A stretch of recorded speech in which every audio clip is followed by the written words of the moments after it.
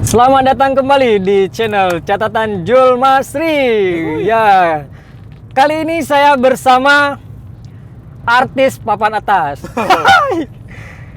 Artis Aceh nih, luar biasa terkenalnya. Tapi ini kawan saya nih. Entah dia masih mengakui kawan atau enggak. Masih. Soalnya orang besar juga, jadi Harus akui. Namanya Nazar Shah Alam. Yap. Vokalis Apache. 13. Pakai 13. Pakai 13. Kenapa pakai 13? 13 itu rukun sembahyang. Oh ya, bukan tahun 2013. Ya itu salah satunya sih sebenarnya. Tapi dulu tahun 2013 kita pakai nama itu, habis akhir 2013 kita ganti jadi Apache 19 kalau nggak salah. Terus itu jadi Apache 14, Apache 17 kayak itulah. Sampai kemudian kita pikir, kenapa orang takut ke angka 13? Kayaknya angka 13 itu, karena kan yang paling takut angka 13 itu kayak di Amerika atau Eropa itu. Ada angka sial ya? Angka sial menurut mereka. Kalau di gedung mereka tuh nggak ada lantai 13. Lompat jadi, tuh jadi lantai 14 ya, aku pernah dengar tuh. Jadi kita pakai angka 13, kita kayaknya percaya kayak 13 ini dianggap sesuatu yang buruk oleh mereka karena sesuatu yang baik menurut kita mungkin. Iya, iya. Tuh. Nih Nazar baru pulang dari Langsa, Bos ya? Ya, dari Langsa. Acara apa tuh? Dari enggak acara sih, musibah barusan. Oh, musibah. Musibah mama kami meninggal. Innalillahi wa inna ilaihi raji'un. Mama siapa tuh? Mamanya si Amek. Mama Amek. Innalillahi. Amek, kami ikut berduka ya, Amek ya. Tapi sekarang Amek udah tenang lah. Amek udah tenang. Iya, kita berharap kan seperti itu. Ya, sekarang Amek di Langsa? Di Langsa masih. Udah hari keberapa? Udah hari ini 7. Ke-7 ya? Jadi kawan-kawan udah datang ke sana semua, Apache udah ke sana semua. Meskipun kontak-ganti sih karena nggak bisa sekalian kan. Iya, iya. Keadaan seperti ini juga, habis itu kita juga sekarang di Apache 13 juga nggak ngumpul-ngumpul. Kalau dulu ngumpul, jadi kita bisa sekalian. Kalau sekarang kan kondisi pandemi segala macam, jadi kita nggak bisa ngumpul. Oke. Jar, hari ini kita kan mau ngobrol ya. Aku panggil Nazar aja ya. Iyalah. Karena masih sebaya kita. Iya. Usiamu 32 pasti, atau 33? Ya sekitar itulah, jangan tua kali lah. Aku kayaknya 27 masih percaya orang. Iya, aku 25 bro. Oke. Aku 25, aku ke kampus, masih disuruh beli jus sama dosen. Aku kalau misalnya disuruh beli jus, nanti aku bilang sama dosen, tua anakku sama gitu.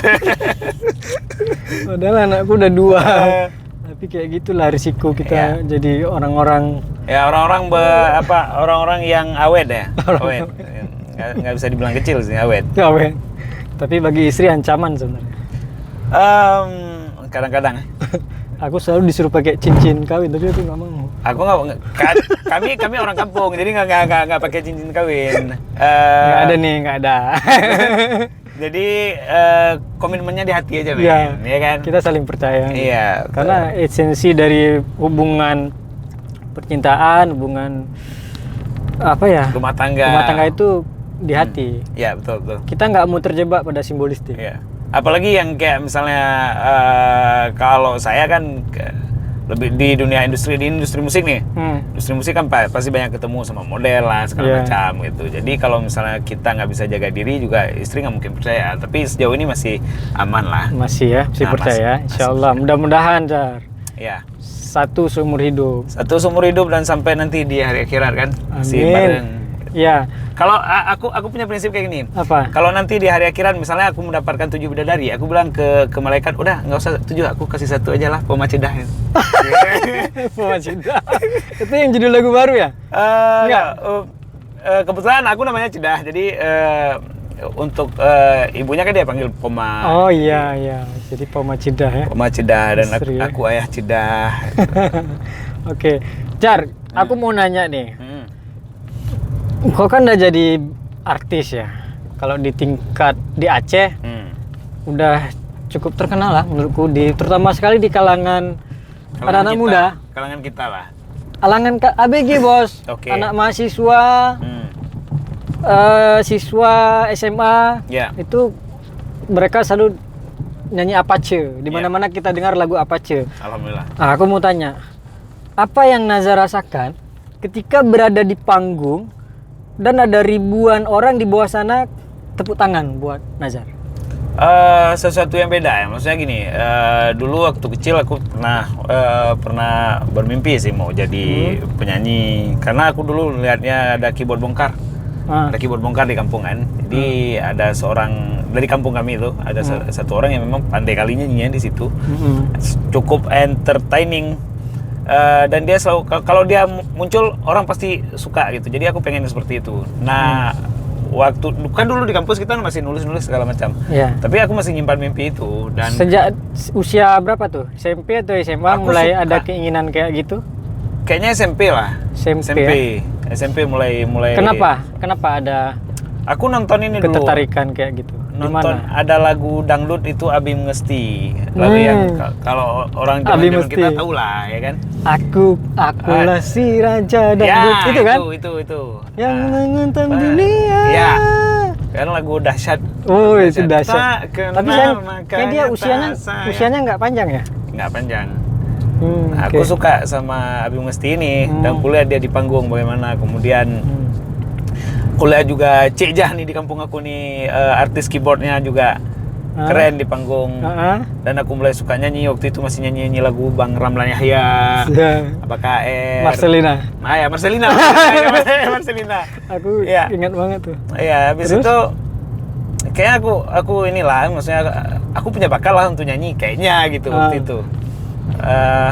Kemudian ya nyanyi di sekolah tapi nggak pernah kepilih. Di SMA, waktu SMA kan zaman KDI tuh. Zaman KDI, kontes dangdut Indonesia yang sempat ikut audisi nggak? Nggak. Oh nggak, oke. Sadar diri berarti. Iya, cukup sadar. Habis itu, tapi aku sering nyanyi di kelas. Dan ciwai-ciwai di kelas itu kan jadi kayak penggemar pertamanya aku, kayak teman-teman aku di kelas itu. Nah, jadi kalau aku udah datang, orang ini pasti, yuk nyanyi gitu. Sampai kemudian ya udah di kuliah aku udah lupa itu semuanya. Udah di kuliah, tapi kan ngambil jurusan bahasa sastra. Sastra ya? Sastra. Kenapa waktu itu pilih sastra, Zah? Aku suka juga suka baca sih dari sejak kayaknya sejak SD lah aku udah suka baca. Aku punya banyak buku bacaan yang dulu kalau misalnya ke Belang Pidi beli buku kan. Pasti kalau misalnya adik aku minta ke Nek Nong, dulu kami sering ke Belang Pidi sama nenek. Itu kami panggil nenek kami Nek Nong. Kalau adik aku ke Belang Pidi itu pakai dia pasti minta mainan kayak mobilan, kalau enggak ya tembak-tembakan lah gitu. Kalau aku enggak, aku mintanya ke buku cerita Nabi. Buku cerita. Karena kan harganya waktu itu masih sekitar 750 kalau nggak salah. Suka baca udah dari sekolah. Dari kecil tuh. Dari SD ya? SD. Dan itu terbawa sampai kuliah. Sampai sekarang. Sampai sekarang malah. Sampai sekarang. Wah, aku masih ini. Masih baca buku. Masih baca novel sampai hari ini. Rutin. Seminggu berapa novel? Nggak tentu sih kalau sekarang, karena sekarang kan udah mulai ada banyak kesibukan lain. Apalagi kalau misalnya di rumah. Juga, ya? Kalau di rumah ada anak, jadi udah banyak sama anak. Tapi selalu sempatin itu. Terakhir yang aku khatam Kura-Kura Berjenggot itu. Punya Bang Ajari. Ya, aku kemarin ngobrol sama Bang Ajari. Soal Kura-Kura Berjenggot. Itu dia nulis buku itu 12 tahun, Bos. Ya, aku udah tahu itu. Bayangkan. Masa kita cuma untuk baca aja nggak mau. Aku udah tahu itu, maksudnya dulu kan aku sempat di komunitasnya di Liga Budayanya beliau. Jadi nuntut ilmunya di situ, ada banyak lah. Aku belajar di situ. Juga yang nginapnya lebih banyak di situ kayaknya masa kuliah dulu. Di ini nggak? Komunitas Tikar Pandan. Iya. Jadi aku udah tahu ya ada proses yang seperti itu. Iya, 12 tahun dia nulis buku. Kita tinggal baca, masa nggak mau? Iya, tapi aku udah 3 kali khatam. 3 kali? 3 kali dan belum menemukan sesuatu yang kayak aku belum mengikat sama ini. Aku belum khatam, bro. Udah 3 kali karena kayak gini ya, mungkin faktor banyaknya tokoh gitu kan. Iya, aku udah baca tapi masih setengah-setengah. Jadinya karena udah lama disimpan, jadi agak susah untuk menemukan ritme ya. Kayaknya harus mulai dari awal lagi. Aku kalau balik ke Banda Aceh pasti sebatin itu. Karena kalau dari Banda Aceh kan ini kan di keluarga di Abdia. Kalau di Banda Aceh aku punya banyak waktu lah untuk membaca. Nggak banyak mainnya. Kalau di kampung ya main. Oke. Di kuliah ngambil jurusan sastra. Sastra bahasa Indonesia. Keguruan sih sebenarnya. Guru sebenarnya. Tapi Nazar kan udah tahu tuh mau jadi guru seharusnya, kok malah jadi penyanyi. Apa itu nggak lari dari disiplin ilmu? Dulu waktu di awal-awal kuliah kayak aku memang pengen jadi guru memang. Niat awalnya aku pengen jadi guru. Cita-cita aku juga salah satunya jadi guru kan. Tapi tetap harus ada hubungan dengan sastra atau gimana? Karena kan Nazar kan suka nulis. Awalnya aku pengen jadi guru biasa aja sebenarnya. Oh, yang penting guru ya? Yang penting guru. Kemudian waktu di SMP aku ketemu sama seorang guru bahasa Indonesia, itu keren kali. Pak Halim Nur. Ya, beliau cukup pandai pepatah, pantun segala macam. Aku suka itu. Habis itu di di SMA aku ketemu sama guru bahasa Indonesia itu namanya Bu Lisa. Kebetulan juga alumni bahasa Indonesia di sini. Di usia, Bu Ramalisa Mutia. Nah, beliau ini canggih kali memang, Udah canggih, cantik lagi. Gitu. Itu yang bikin Nazar semakin termotivasi ngambil jurusan sastra. Di Unsia kan? Di Unsia. Angkatan berapa, Bro? 2008 di Unsia. 2008. Jangan tanya lulusnya tahun berapa. Udah tahu aku. Oke. 7 tahun. Lumayan ya gitulah.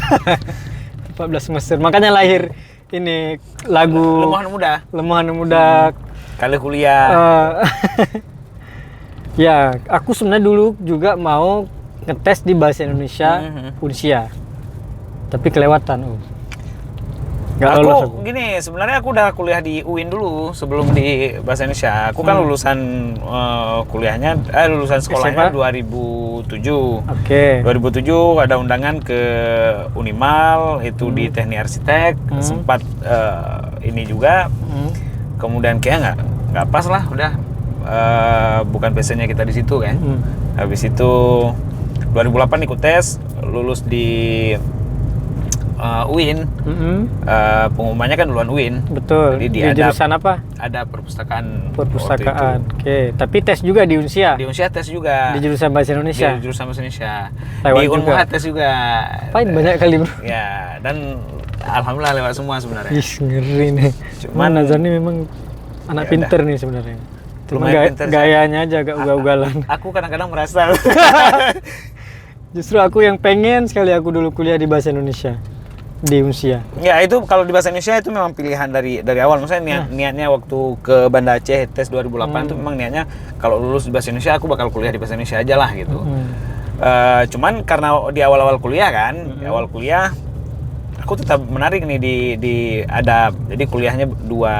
Kemudian kan merasa nggak sanggup kan karena lebih banyak kuliah waktu itu kuliah sendiri. Habis itu juga maksudnya nggak bisa terlalu diharapin sama keluarga kan, karena Umi tinggal sendiri itu, jadi nggak bisa terlalu diharapkan, nggak mampu. Ya udah kuliahnya di bahasa Indonesia aja. Kalau tidak salah aku sebelum bikin band, Nazar kan pernah bikin komunitas menulis. Iya. Generop ya. Generop. Iya, Generop. Nah waktu itu kan aku juga beberapa kali ikut, Jar. Iya. Diskusi yang dibuat Generop. Jadi sekarang masih ada nggak? Generop sekarang pelan-pelan kita bangun juga sih sebenarnya, kita jaga lagi hidupnya kan, maksudnya kita udah sepakat dengan beberapa teman ini harus dihidupkan lagi karena kan literasi udah mulai muncul lagi nih. Gerakan literasi udah mulai muncul lagi, ada banyak. Kemudian kita pikir juga ada banyak orang yang harus diarahkan, khususnya generasi muda ini harus diarahkan lah ke bacaan, ke untuk menulis gitu. Jadi mereka punya apa ya, kalau menurut aku kan orang yang nulis itu cerdas gitu. Iya. Seorang yang mampu menulis dia pasti orang yang cerdas gitu.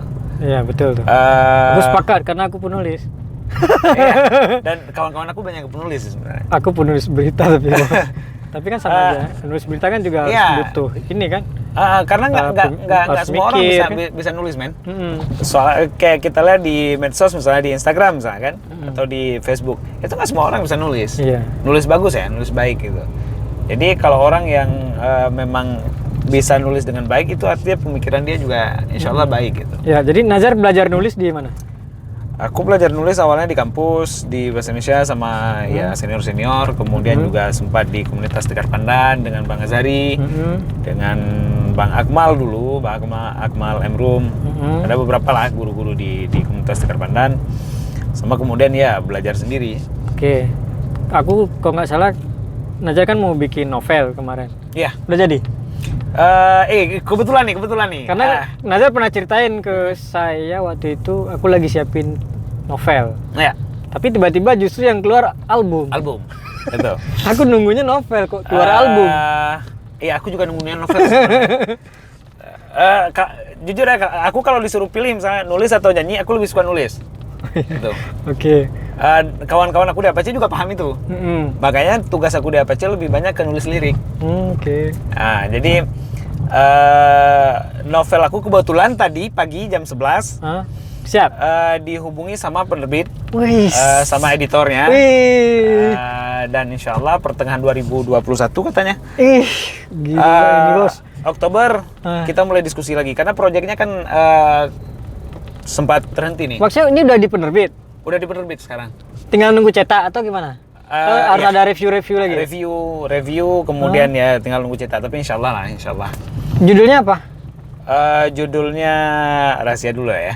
Nanti menjelang ini kita bongkar ya. Ceritanya apa nih? Ceritanya lebih paling nggak kesimpulannya ke masa-masa konflik di Aceh lah.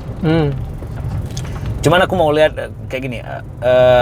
Ya mungkin udah kebiasaan bagi aku lihat masalah itu dari sisi yang lain gitu. Sama kayak perang aku lihat di sisi yang lain gitu. Perang Aceh, kayak pandemi juga aku lihat sisi yang lain. Nah di di novel ini aku lihat perang dari sisi yang lain. Dari sisi mana yang lainnya? Dari sisi yang kayak yang aku pikir dia orang Aceh jarang ya, maksudnya penulis-penulis kita masih jarang sorot ke situ. Hal-hal yang memang kayak bahwa dalam perang itu ada juga ruang-ruang bahagianya, ada juga ruang yang kayak menyenangkan, dan ada ruang cari untung juga di situ. Tapi di inti dari novelmu itu soal kesedihan, soal perjuangan, aku mengkritik sih sebenarnya. Mengkritik siapa? Mengkritik orang-orang yang cari keuntungan di balik kesedihan orang lain ya. Iya. Di balik. Lebih spesifiknya di balik perang itu. Sama kayak pandemi hari ini lah. Ada banyak orang yang kemudian cari keuntungan kan? Iya betul. Tapi kita nggak bahas yang berat-berat kan? Oke. Enggak bro. Aku cuma penasaran aja. Karena sudah hampir 7 tahunan ya. Najar ngomong soal novel. Tapi kok justru yang terbit album? Apakah novelnya dilanjutkan atau enggak? Ternyata sekarang udah di penerbit. Aku nulis sebenarnya gini. Dan aku tinggal jauh dari Nazar. Gini, aku pengen awalnya dulu waktu masih nulis-nulis aku bilang ke teman-teman, aku pengennya karya pertama aku terbit itu novel, bukan kumpulan cerpen aku, bukan kumpulan puisi aku, tapi aku pengen terbit pertama itu novel. Makanya ada beberapa teman yang dulu bilang kirim aja lah cerpennya ke penerbit, kumpulan cerpen biar kita ini. Aku masih mikir aku pengen novel dulu lah. Dan kesempatan waktu nunggu anak aku lahir, jadi aku cuti tuh dari cuti 20 hari. 20 hari. Karena kata dokter dalam masa 20 hari itu di antara itu. Jadi aku cuti 20 hari dan aku sempatin nulis di situ. Siapin novel. Draftnya kan udah ada dari awal. So jadi berapa lama naskahnya rampung? Kalau dari draft sih udah 7 tahunan lah. 7 tahun? 7-8 tahun lah gitu. Masih kuliah dulu bikin awalnya. Terus keputusan cerita kemudian bikin band Apache gimana? Kalau bikin band itu awalnya kan ngamen-ngamen juga dulu. Ngamen untuk ini, untuk amal, bukan ngamen untuk pribadi. Dia ada beberapa musibah yang terjadi di Aceh juga, Sumatera Utara waktu itu sinabung kan. Nah kita ngamen dulu, jadi untuk ngumpulin. Ngamen ke kafe-kafe? Kafe-kafe. Nazar vokalisnya? Iya, karena aku nggak bisa alat musik men. Jadi udah nyanyi.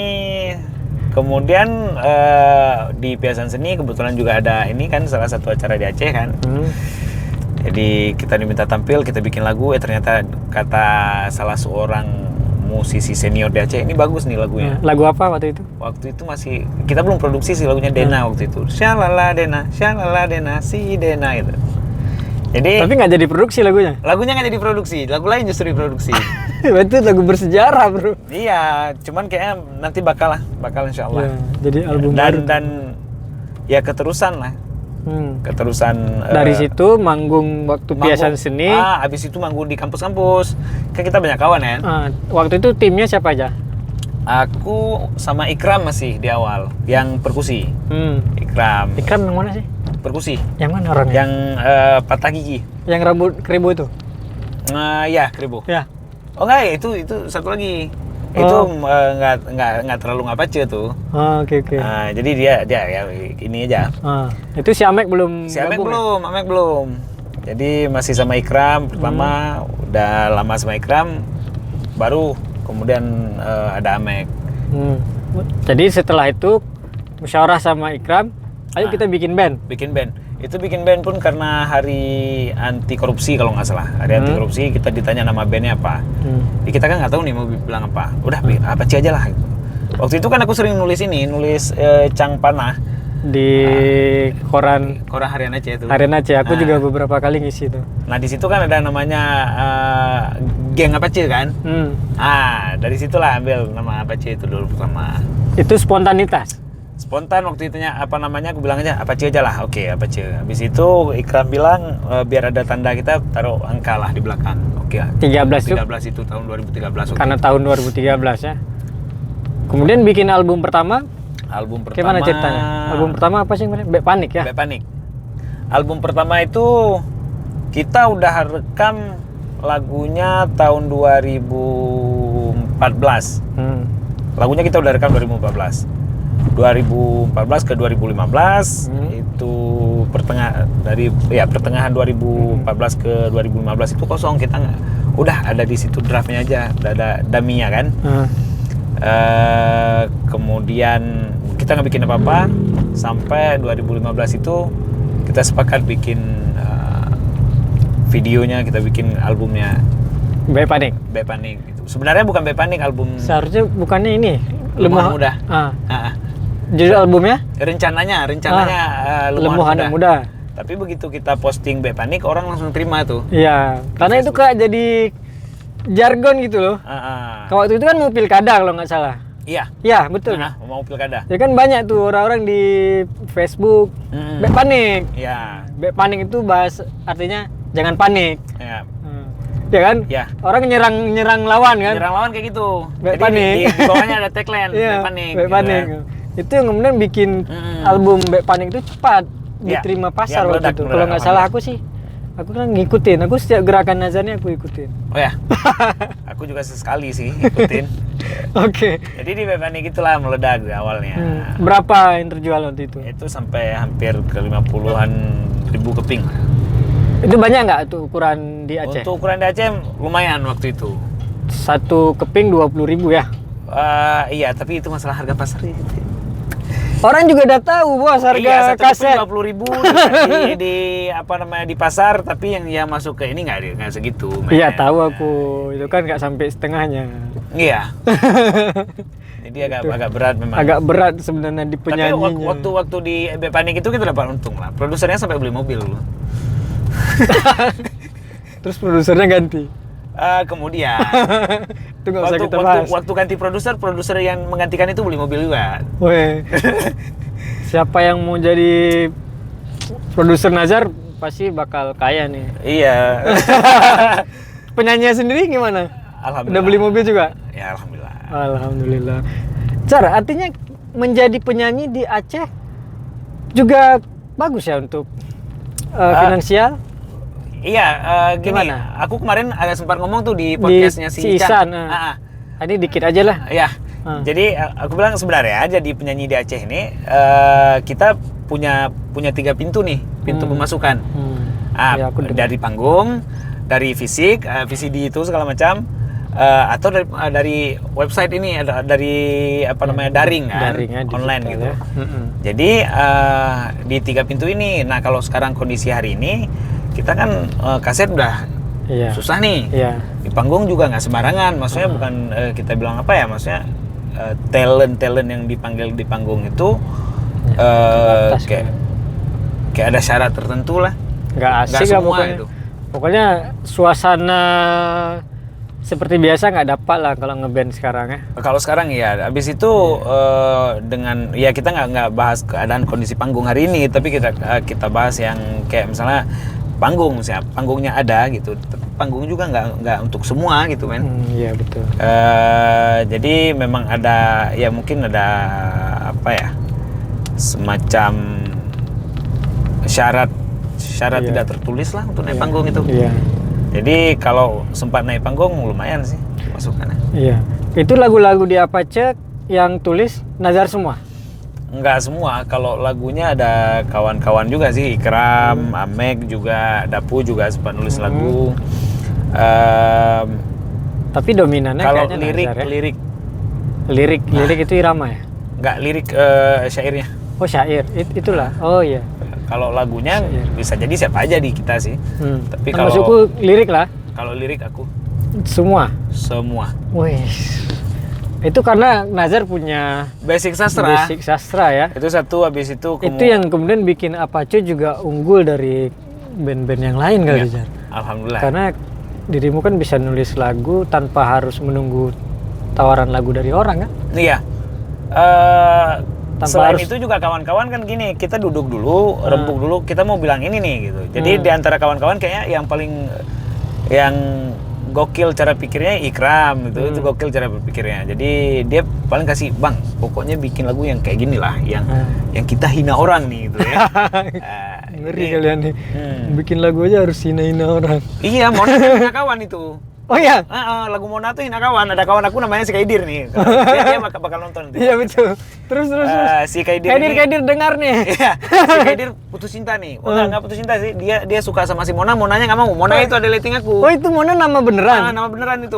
Ada lighting aku di kampus tuh. Oke. Nah, si Kaidir suka sama Mona, Monanya suka sama aku. Itu. Waktu Jadi- itu. Sekarang pun kemudian- masih kayaknya. sekarang kayak lebih kayak adik-adik biasa lah gitu kan. Jadi ya udah, tapi nggak, Mona waktu itu sukanya sama kawan yang lain lah itu. Ya, Sama oke. Si Kaidir suka sama si Mona, Mona suka sama yang lain, yang lain suka sama yang lain. Suka sama yang lain. Nah, aku keluar kamar habis dengar lagu Benjamin itu. Habis dengar lagu Benjamin, aku banyak dengar lagu-lagu Lawas, jadul ya? kan. Dengar lagu Benjamin, kalau nggak salah aku yang Pelawak versus Brazil kalau nggak salah judulnya.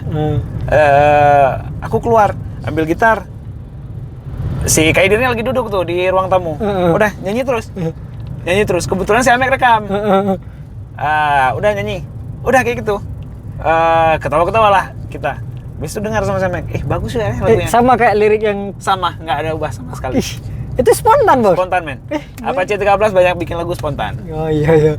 Aku paling suka tuh lagu Mona tuh. Karena itu benar-benar realita kehidupan. Aku yakin banyak kawan-kawan yang mengalami hal itu kan.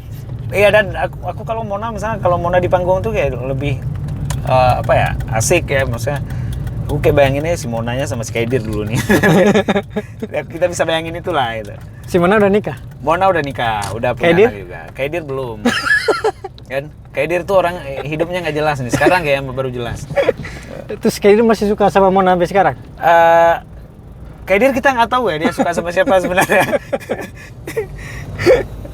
Itulah. Tapi ya kalau bikin lagu lebih banyak kayak gitu, Jol. Okay. Jadi kita spontan, atau misalnya kita lihat di akun Facebook orang nih. Makanya aku ada beberapa kawan yang memang kalau dalam tanda kutip kampungan misalnya, masih jadul kali cara berpikirnya itu, dia punya apa namanya Facebook, aku nggak blokir, aku nggak unfollow dia, aku nggak ini. Aku menikmati itu. Di sesuatu yang memang kampung kalian. Ada orang-orang yang misalnya merayu di Facebook, ada orang-orang yang kemudian bikin tingkah di Facebook, itu aku menikmati. Jadi dari situ kita dapat ide, kayak ini bagus nih jadi ide lagu nih gitu. Ya, aku beberapa lagu Apache sangat suka aja. Termasuk soal lagu apa sih itu yang Pak Geci korupsi dana desa? Oh ya, Mabuk Kopi. Mabuk Kopi. Itu kan benar-benar realita kehidupan sebenarnya kan? Kita di warung kopi di kampung, nggak ada uang, Geci yang bayar. ngebon, atau tanam geci, terus gecinya korupsi dana desa. Kayak itu. Ya kan nggak semua geci. Ada beberapa. Oknum. Itu dari kisah nyata nggak? Kalau itu kisah nyata, dalam artian kayak gini lah. Itu kan kisah nyata banyak tempat. Banyak tempat, betul. Nah, jadi realita sih sebenarnya. Realita kehidupan. Nah, itu realita. Jadi kita rangkum itulah. Kerisauan yang terjadi di kampung-kampung misalnya. Nah itu kadang-kadang di Facebook kan ada orang yang mengeluh kondisi kampungnya. Kadang-kadang di Facebook itu ada yang mengeluh kondisi rumah tangganya, kondisi asmaranya. Aku lebih banyak inspirasinya kayak di Facebook lah. Iya. Jadi dibandingkan Instagram ya. Iya. Karena di Facebook kan banyak status orang ngeluh, orang curhat gitu. Habis itu kampung kali kayak medsos itu satu. Jadi sesuatu yang di kampung itu kita tahu di Facebook. Kalau di media lain kan lebih banyak kayak menonjolkan beauty-nya masing-masing gitu, menonjolkan bahwa aku kayak gini lebihnya masing-masing. Tapi kalau di Facebook kan natural kali gitu. Iya. Aku lebih banyak dapat idenya di situ. Sekarang udah berapa album Apache? Album Apache masih 2 sebenarnya, yang beberapa lagi itu proyekan. Oh, itu nggak sama kawan-kawan lain ya?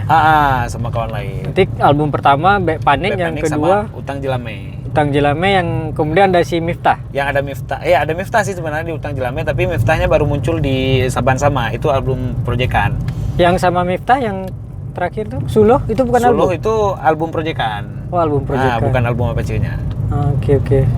Aku suka tuh dagu Suluh tuh dengan Miftah. Suluh ya. Mungkin karena Miftah kali ya.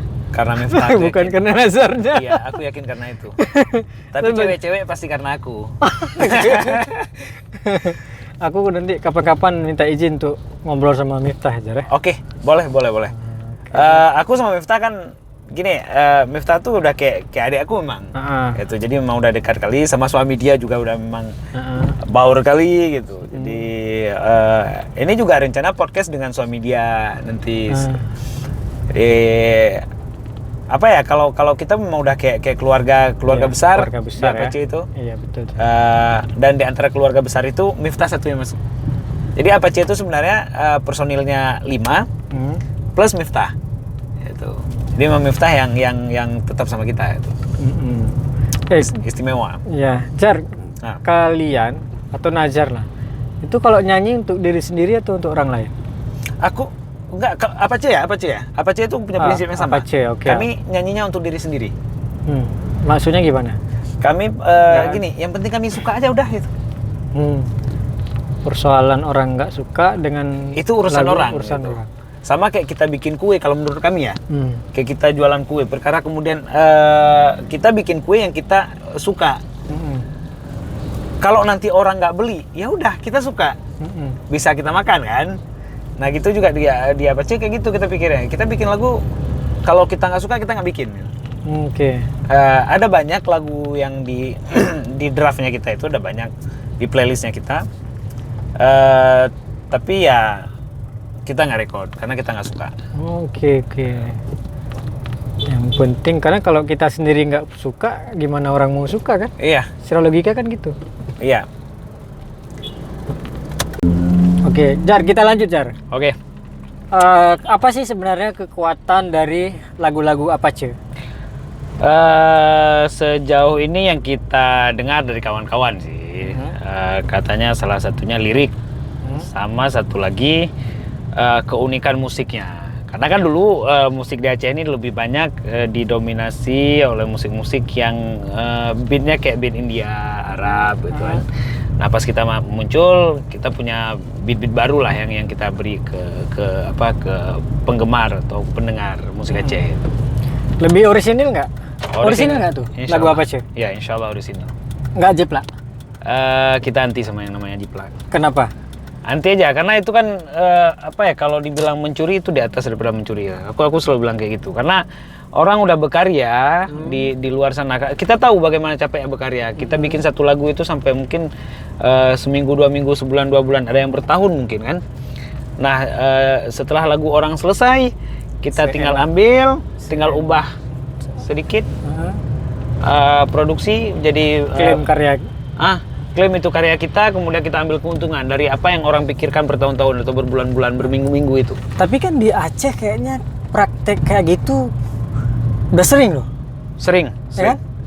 Kayak misalnya lagu India, paling sering kan lagu India kan, atau lagu dangdut, kemudian diubah liriknya jadi bahasa Aceh. Ya. Nah, menurutmu itu gimana? Kenapa bisa kok cukup lama gitu ya? Kalau Model kayak perkara gitu. lagu India itu kan yang diubah liriknya ke bahasa Aceh, diubah bahasanya aja sebenarnya alih bahasa. Ya. Itu udah sejak dari awal itu, kalau aku pinjam istilah Bang Ajari ya, itu udah permasalahan dari hulunya. Memang udah dari zaman-zaman dulu tuh. Zaman dulu memang udah kayak gitu. Apa selera musik orang Aceh? yang Selera rendah? itu. Atau Nggak, justru kita udah terbiasa. Udah terbiasa. Telinga orang Aceh itu udah terbiasa dengan yang seperti itu. dengan lagu yang jiplak gitu ya? Ya, habis itu juga tidak ada yang berani menawarkan sesuatu yang baru gitu. Nah, ketika ada yang menawarkan kan diterima juga. Misalnya contoh Bang Rafli dulu kan, diterima, Kak Liza Aulia gitu. Sebelumnya ada Nyawong juga diterima gitu. Artinya sebenarnya sangat fleksibel sih apa yang ada di Aceh ini. Selera musik orang Aceh ini sangat fleksibel. Nah, kehadiran Apache apakah juga untuk menyaingi musik-musik jiplak itu? Iya, salah satu isu yang pertama kita angkat itu untuk melawan plagiarisme. Gitu. Jadi kita maunya orang-orang Aceh ini, anak-anak muda Aceh ini berkarya, mereka nggak perlu nggak perlu mencuri karya orang lain, tapi mereka punya karya mandiri gitu. Mereka punya karya sendiri, dan karena kami yakin setiap orang di Aceh ini bisa bikin lagu-lagu yang bagus tanpa mereka harus tiru musik India, tanpa mereka harus tiru musik Arab segala macam gitu. Kalau Nazar geram sekali ya sama penyanyi-penyanyi yang menjiplak lagu orang. Iya. Selain itu aku juga geram sama orang yang mencuri konsep gitu. Karena kan ada banyak sekali hal di dunia ini, di bawah langit ini banyak sekali imajinasi yang bisa kita gali gitu. Kemana aja lah? Ke tempatmu? Oke, ke tempat aku berarti belok lagi. Dari sini bisa nggak? Bisa belok di sana. Dari sini nggak bisa. Dari sana aja. Belok lagi ke sana? Belok lagi ke sana, nanti samping situ ya. Oke. Gitu. Yang mencuri maksud aku kan, kenapa nggak berpikir lebih luas misalnya? Ada banyak sekali misalnya. Kalau orang berbicara tentang daun, kita berbicara tentang batang lah, kan kayak gitu. Sangat banyak hal-hal yang bisa kita garap untuk jadi, apakah itu video, apakah itu lagu, apakah itu lirik segala macam. Pasca hadir lagu Apache kemarin kan dengan keunikan tersendiri, ini respon dari penyanyi-penyanyi yang kayak Nazar bilang tadi itu gimana? Mereka merasa tersaingi, merasa tersisih atau kayaknya enggak sih, maksudnya gini, kalau di industri musik Aceh kan kita lebih ke pribadi-pribadi nih. Kayaknya yang banyak ngomong tentang orang kami lah. Tapi kan masih musik ini, nggak apa-apa. Ya. Kita pencerahan bagi publik ini. Artinya gini, kita selalu berbicara, kita bakal lawan ini yang plagiat. Jadi kita mau kasih bayangan ke banyak orang biar orang nggak plagiat lagi, dan kemudian yang partai-partai yang pernah melakukan itu kayaknya juga agak sadar diri lah, minimal gitu. Minimal dia mengurangi ya. Dia mengurangi intensitas berkarya yang seperti itu. Karena sebenarnya dia punya kemampuan kan. Iya. Hanya mungkin selama ini dia nggak mengeksplor kan. Cari titik aman juga tuh, Jul. Cari titik aman karena ini kan laku. Ini laku, terserah barang curian, terserah, yang jelas ini laku gitu. Jadi mereka mau ambil titik amannya di situ. Ya udah. Padahal kalau sedikit mau bersusah payah, karyanya lebih orisinil dan lebih. Dan aku pikir juga lebih bagus. Ada banyak materi-materi bagus di kepala setiap orang, aku pikir. Iya. Hanya kemauan aja sih, kemauan untuk bikin karya sendiri, keyakinan, kemudian percaya diri. Kalau lagu Apache, ide identiknya apa? Atau kalian kiblatnya kemana kalau dalam bikin lagu? Kalau bikin lagu, aku nggak terlalu paham musik sih. Siapa ya kiblatnya kita? Kalau ini, soalnya di Apache itu kan ada 5 personilnya, dan itu punya selera yang beda-beda semua. Kalau referensi lagu, yang sering kalian jadikan referensi? Itu Latin lah, beberapa lagu Latin, kemudian Arab juga, kemudian India juga ada banyak materi India yang bagus itu untuk dijadikan bahan kayak ini bagus lah jadi ini kita misalnya. Jadi pelajaran ya maksudnya. Kita ambil, kayaknya dia ketukannya kayak gini, beat-beatnya itu mungkin kita belajar dari Khasnya musik dan lirik. Lagu Apache apa? Kalau kita lebih ke hal-hal yang paling dekat dengan masyarakat. Itu kalau liriknya. Kalau musiknya yang penting asik. Penting asik. Yang penting asik. Ciri khasnya apa, bro? Ciri khasnya kayaknya di melodinya, di lead gitarnya. Lead gitarnya sama apa namanya kencrengan gitar. Sama satu lagi di ini chord gitarnya. Chord gitarnya karena aku lebih sering mainnya di A minor atau kalau nggak di C, kalau nggak ya palingnya B minor. Dan arah larinya udah kebaca kayak ya. Kita kemana arah larinya. Musik Apache ini simple ya, tapi ringan ya.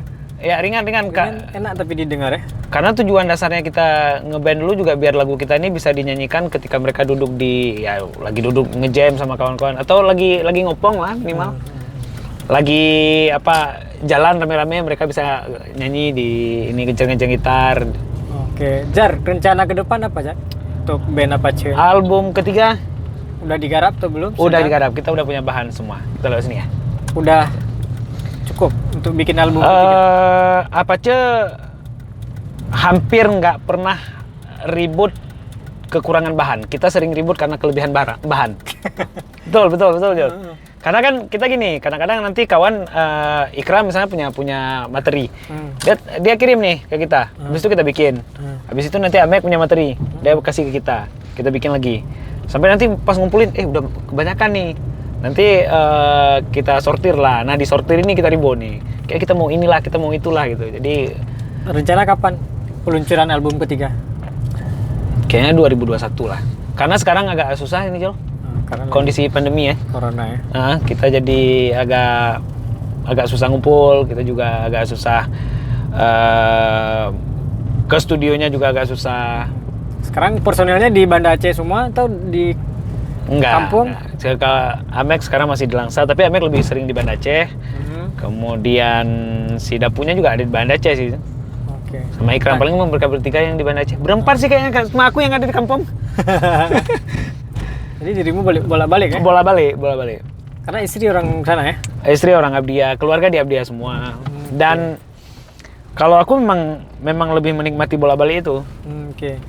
Jadi airnya harus berganti. Band Apache sendiri, kalian punya mimpi apa? Mau kalian apain itu? Sebenarnya Band secara Apache? mimpi kami Sampai udah. kapan itu mau dipertahankan? Secara mimpi kami udah tercapai Jo. Udah tercapai. jadi bubar mimpi. dong. Wah ini penggemar Apache kecewa ini dengar. Secara mimpi gini, kami dulu pengen ada kami tampil nanti ada orang yang seribuan misalnya. Ternyata kami Ini pernah kemana tampil. Dulu pengen yang 1000-an penonton dan mereka semua fan Apache. Tapi kami pernah tampil di 30 ribuan penonton. Oh ya, Itu paling rame. Di mana? Iya, di UIN waktu itu. Wih, Nah, 30.000. 30 ribuan. Nah, dari laporan parkir sih. Laporan parkirnya 30 ribu. Bayangin berapa orang di situ? Satu Itu. motor 2 Bisa jadi orang. 2 kan? Mobil berapa gitu. Iya. Jadi kita pernah tampil di panggung-panggung besar juga di Melabo dulu, di Los Mawe segala macam. Kita udah pernah tampil di situ. Gimana rasanya? Luar biasa Jo. Ditonton 30 pasang mata. Merasa jadi lelaki terganteng nggak? Aku jarang merasa ganteng. Aku merasa keren ya. Habis itu kalau secara ini lurus ya, kalau secara apa yang kita pengen di awal kita udah tercapai semua lah. Kita bikin lagu, kita bikin album segala macam kita udah punya. Kita punya fanbase. Kemudian apa lagi ya? Udah ini semua. Tapi kalau ditanya kapan kami akan berhenti ketika kami bosan. Itu kesepakatan memang. Dari awal tuh, dari awal. Kalau ada salah satu yang bosan, belum berhenti. Tapi kalau kami udah sama-sama bosan semua, oke udah jenuh nih ya, udah berhenti. Nanti, tapi kita nggak sepakat berhenti total ya. Kita bilang kayak gini, kita akan berhenti kalau kita bosan, tapi kita akan balik lagi ke panggung ketika kita kangen. Oke, artinya kita istirahat kali ya. Ya, Itu bukan berhenti, istirahat sebentar. bilang sampai kapan Apache 13 ya nggak tahu lah. Biar waktu yang menjawab. Ya. Kami masih menikmati ini. Ya, yang pasti karya-karya itu selalu akan abadi, Jar. Iyalah, aku lihat itu Jol. Jadi apa yang kita nanti meninggal, apa yang kita dapatkan di album 1 2 3 itu udah ini kan, udah habis semuanya, duitnya udah habis gitu kan.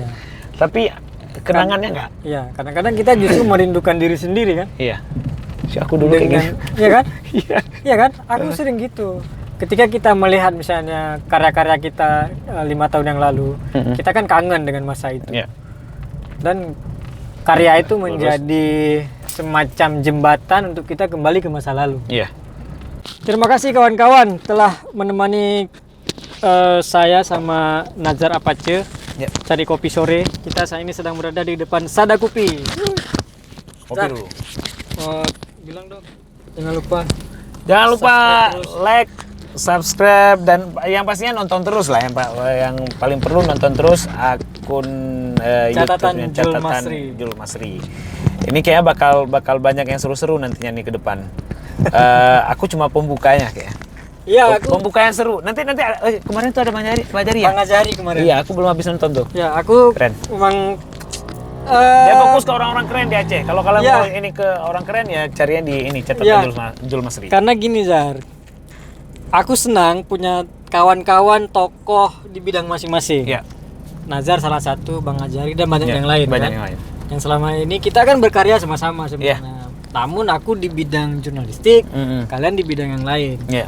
Nah, apa salahnya kita kemudian sama-sama mensupport? Iyalah. Ya kan? Aku bantu kalian di mana, kalian juga bantu kami di jurnalistik juga gitu. Asli. Yang inti anak-anak muda Aceh sebenarnya nggak saling bantu-bantu sih sebenarnya, saling tikam menikam. Tapi jangan lupa subscribe pokoknya. Aku udah subscribe kemarin. Belum. Udah. Belum kulihat. Aku udah. Udah ya? Udah subscribe. Aku yang video sama Bajari itu yang angka 13 itu aku. Oh, mantap kali. Kalau Nazar udah saka, yang lain pasti ngikut. Karena Aceh kan